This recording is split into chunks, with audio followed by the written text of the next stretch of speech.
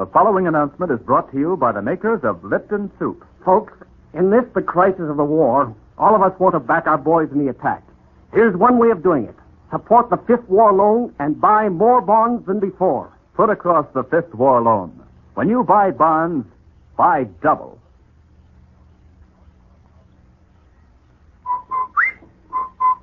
Rinso presents Big Sister.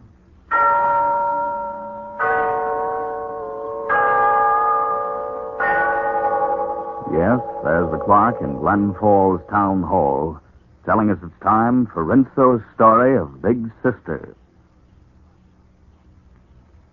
The warm sun is pouring through the open window of Ruth Wayne Big Sister's hotel room.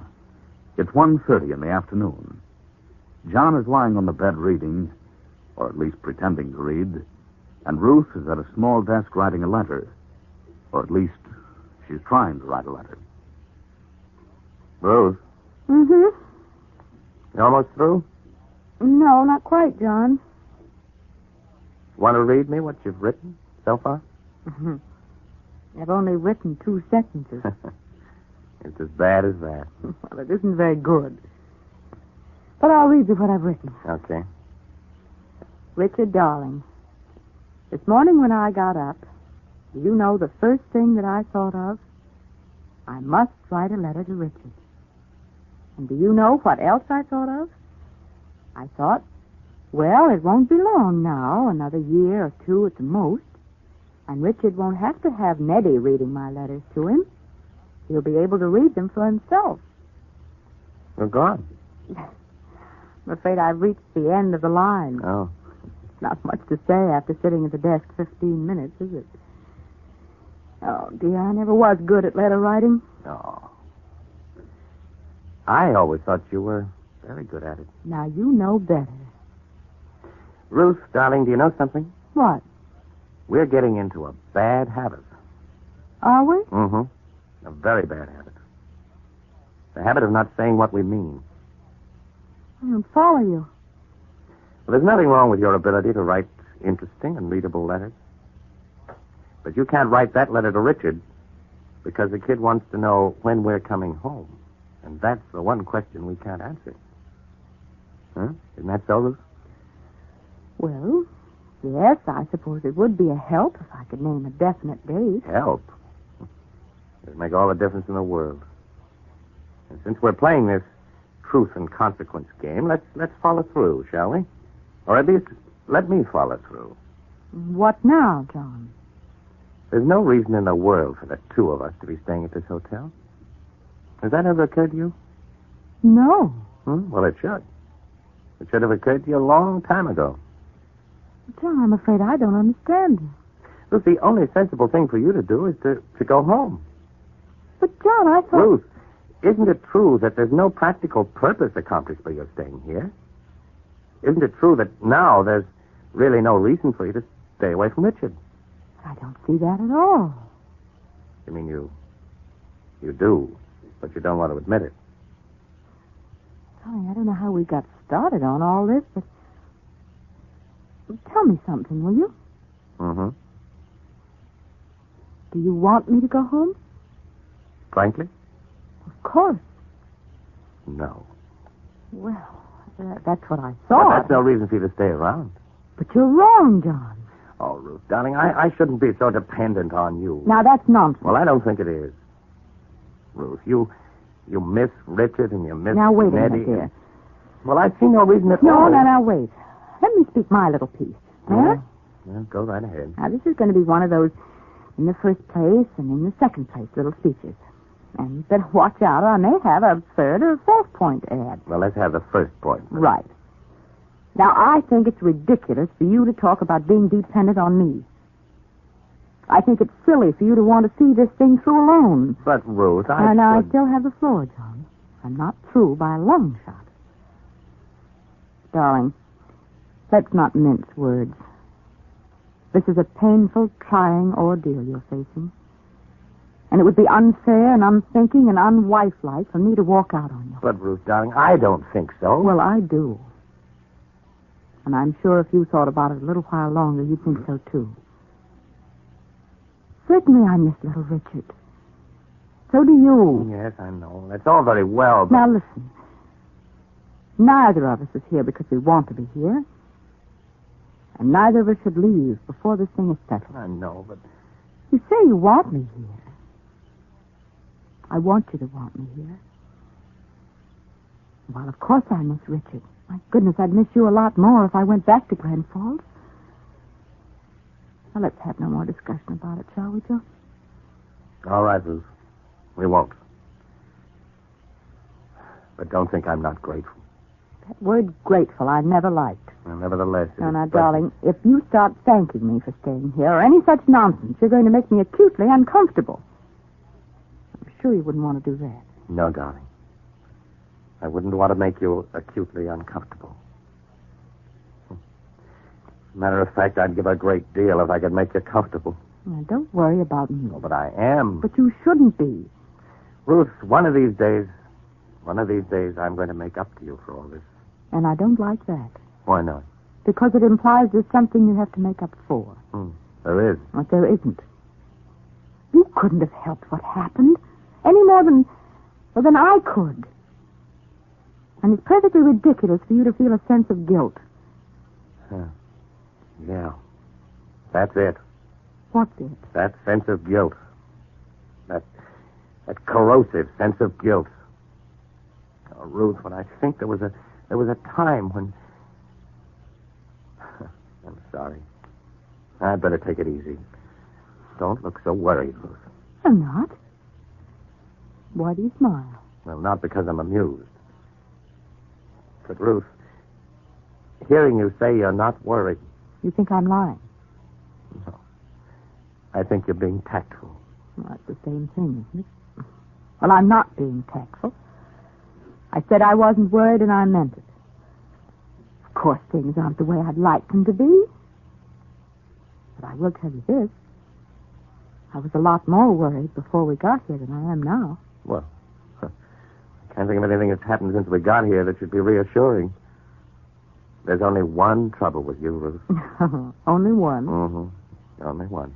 And it isn't a trouble, exactly. Well, come on, let's have it. What is it? You're not a good actor. You say you're not worried. But right at this very moment, you're plenty worried. And I'll tell you what you're worried about. Or don't I have to? Oh, you'd better tell me. Well, it's 1:35. I'm due at the Midwestern General Hospital at 2 o'clock. Should have been on my way to see Hollis Travers long before this. Why didn't you say something about it? I didn't think I had to, John. I knew you hadn't forgotten about your appointment. Oh, yes, but you could see me stalling. Well, I knew you weren't eager to keep the appointment. I also knew you would keep it. You are going to keep it, aren't you, John? Why don't you answer me? Oh, darling, I want to get home to see Richard, and so do you. But if we keep putting You're right. off... Yes, you're right. You're always right. Don't worry, I'll go see Hollis. In fact, I'll go there right now.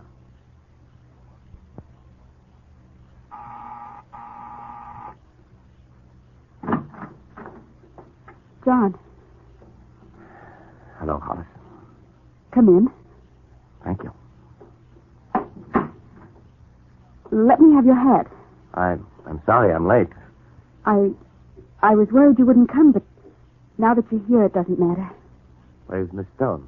She'll be here later. Do you mind being alone with me? What? Oh, why should I? You shouldn't, but I thought you looked panicky for a minute when I... John, look at me. Well, what's the matter? You haven't once looked at me since you came in. Why do you do that, John? Hollis. After all, if we're to reach an understanding, if we two... Hollis, don't do that. Don't do what? I'm here for a definite purpose. We came here to... Yes, John. Why did we come here? Well, to talk about... Well, there's things that happened to us. All right, John. Let's talk about it. But this time, let me talk about myself. I've been talking about you all this time. Now let me tell you about myself. Hollis, Let me tell you how it feels, John, to have you so close and yet to know you're so far away. Especially after those days down on that island in the South Pacific.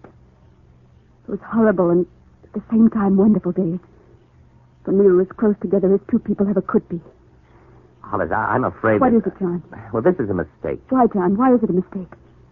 Does it make you uncomfortable when I talk this way? I think it makes us both uncomfortable. No, it doesn't. It doesn't make me uncomfortable. And it shouldn't do that for you. Hollis, we've a job to do. Of course we have. Well, let's get to it. I will, John. I will in just a minute. John, is there any doubt in your mind that I want to see you get well? Hollis, I don't think... Nobody wants to see you get well any more than I do. I've more at stake than anyone else. John, take me in your arms. What? Are you out of your mind? Sometimes I wonder. Put your arms around me, John. Maybe that'll help. Maybe that'll make you remember. Put your arms around me, John, please. Stop it, Hollis. Everything else has failed. Maybe this will help you remember what happened down on that island.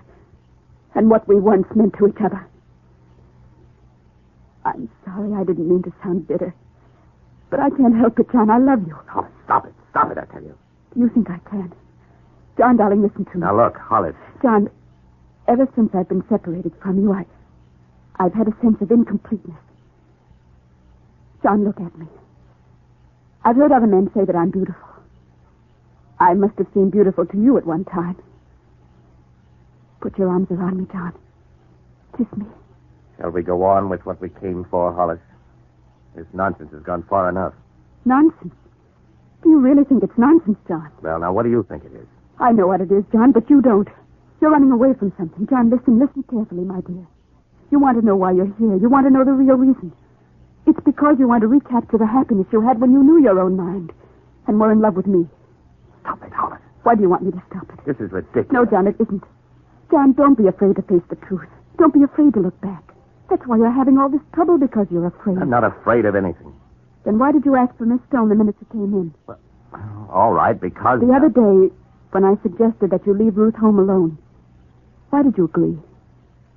I'll tell you why. Because without your being aware of it, you wanted something like this to happen. You wanted to be alone with me. Isn't that true, John? And now there's a long pause, and there's no sound in the room except the sound of the clock on the mantelpiece of Miss Stone's apartment. The clock that ticked eagerly, as if it hurried forever forward, like a child towards some imagined joy.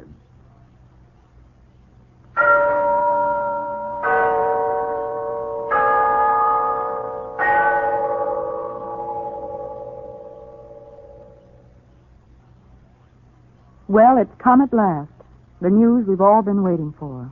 D-Day and the Allied invasion of Hitler's fortress Europe. And so, to our prayers for a speedy victory. Let's add our mightiest efforts to help win this war.